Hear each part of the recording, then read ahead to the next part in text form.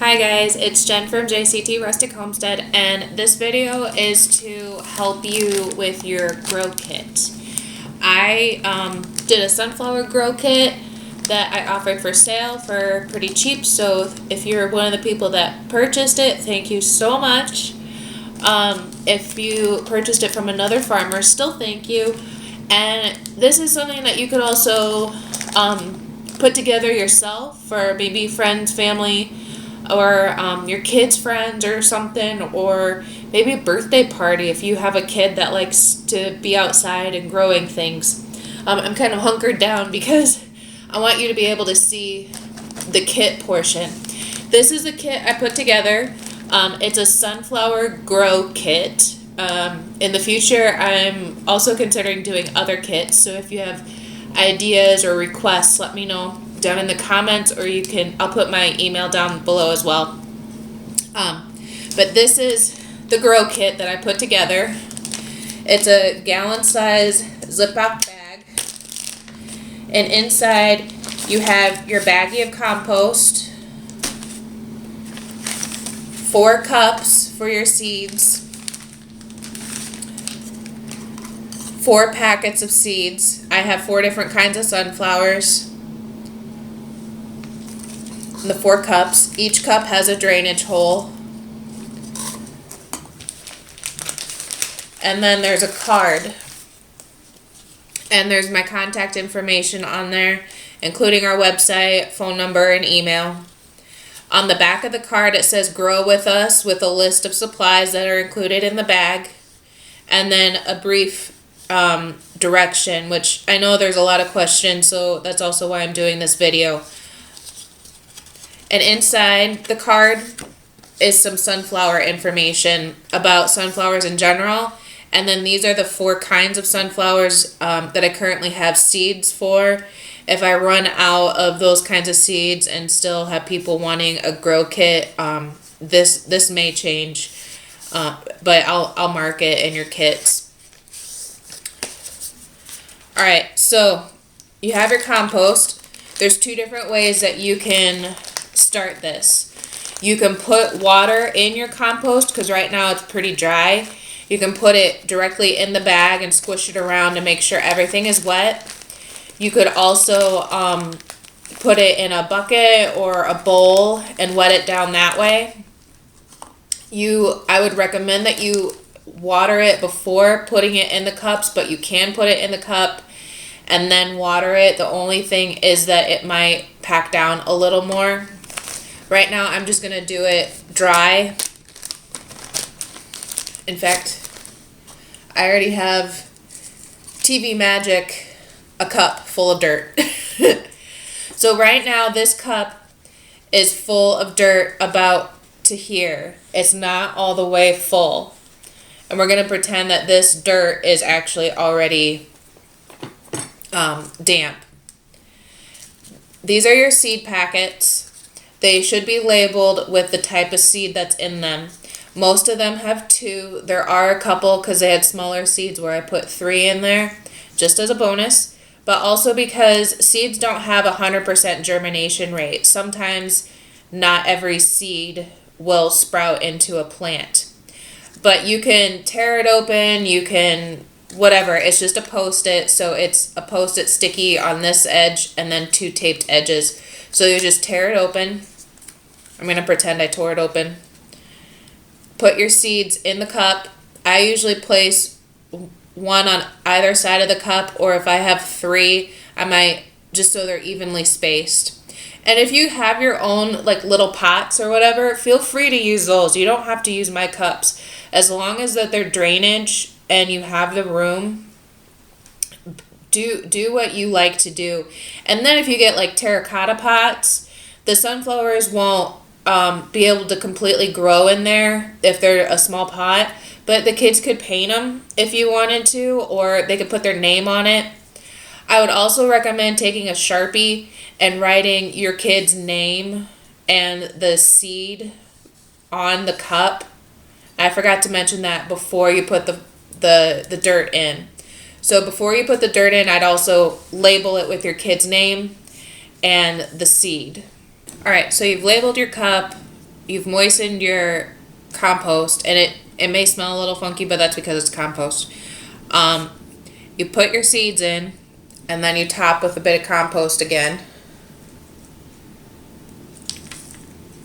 As I make a mess. And then once you get your seeds all together, you can either put it in a windowsill, a warm windowsill with sun, or you can place it in the baggie, the large gallon Ziploc bag. And you want to do this for a couple reasons. One, to hold in the moisture, and two, to help keep it warm. That warm windowsill will help, but make sure you just check the compost, the soil, to make sure that it stays damp, because the seeds need a little bit of dampness to germinate. And this compost is pretty good for draining, so just keep an eye on it. And then once they germinate, you'll see them pop out of the compost a lot like this, if you can see that. This still has a seed casing on it here. There's another one. This is a mammoth sunflower that germinated. Now, if you notice, there's 2 plants in here. You can do a couple different things. One, you can let them kind of grow, see which one looks better, and then the one that doesn't look as good, you can just discard, feed it to chickens, maybe even eat it yourself. People eat sunflower sprouts. Or the other thing that you can do, and I'm going to do with mine, is I'm going to put a little bit of compost in my cup.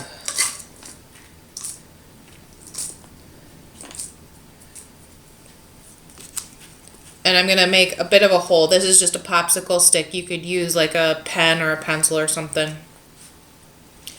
And then very gently, I'm going to take my popsicle stick and see if I can kind of lift out one of these seedlings.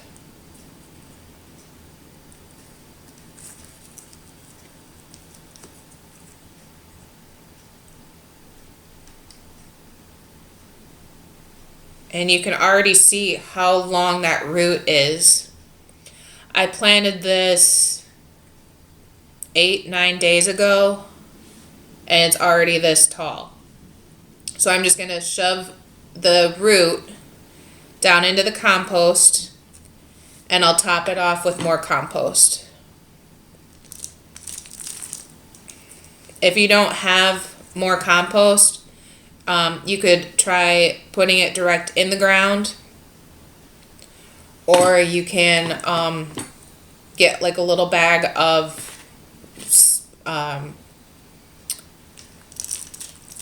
potting soil at the store. I'm making a mess.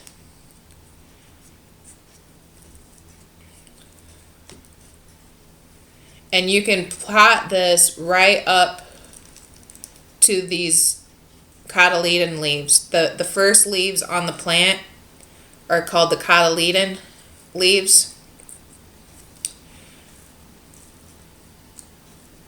And I just leave the seed casing on this one. I kind of tested it. It doesn't really want to come off yet. If it looks like the plant is starting to suffer a little bit, you know, like a rubber band is on your finger too tight, go ahead and see if you can pull that off without damaging the plant.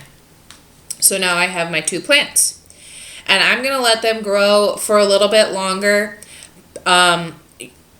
Sunflowers don't, I've read that they don't like to be transplanted a lot. They don't like to be messed with, but I also have heard of people transplanting them. That's why I started them in cups. I'm also hoping to, that if people want the seedlings themselves, I can offer that. But once it gets warmer outside, our last frost date here is around April 25th as a general rule. Once it gets warm enough, it's past that frost date, you can plant them outside. So we are still a couple weeks away from that frost date, but you can start them indoors and then move them out. I would also recommend setting them outside for a couple hours at a time for a few days and bringing them back in so that they can get used to natural sunlight and direct sunlight as well as the breeze. wind tends to like knock them kind of on their socks a little bit, depending on the plant. The broccoli and the peas, because they're cool weather crops, they transplant really well direct from the greenhouse to here, or to the regular ground. But the sunflowers are going to need a little more hardening off, is what they call it. So I hope that answers your questions. Make sure that the soil stays moist. Again, there's drainage holes on the bottom of the cup. So when you water them, it will go through the bottom of the cup. Just make sure you have a plate or a bowl or something.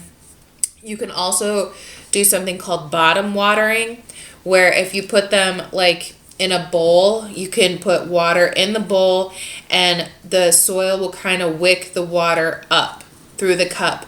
But I've found that it works better once the plant has roots that go down that far. The only thing is when you water from the top too, you can displace the seed. So when you water, the seed might float. So just watch your kids, if they're the one watering, that they just don't dump a whole bunch of water on there. Make sure they do it gently so that the soil doesn't just bring the seed to the surface and cause it problems. If you have any questions, be sure to write down in the comments or contact me. Again, my information is on the card, but you can also contact me through the comments here or my blog/website, jctrustichomestead.com, or I'll put my email down in the comments as well, or in the show notes. So once again, thank you very much for if you purchase from us or another farmer, or good luck if you're wanting to do this project on your own. If you ever have any questions, let me know. Thanks.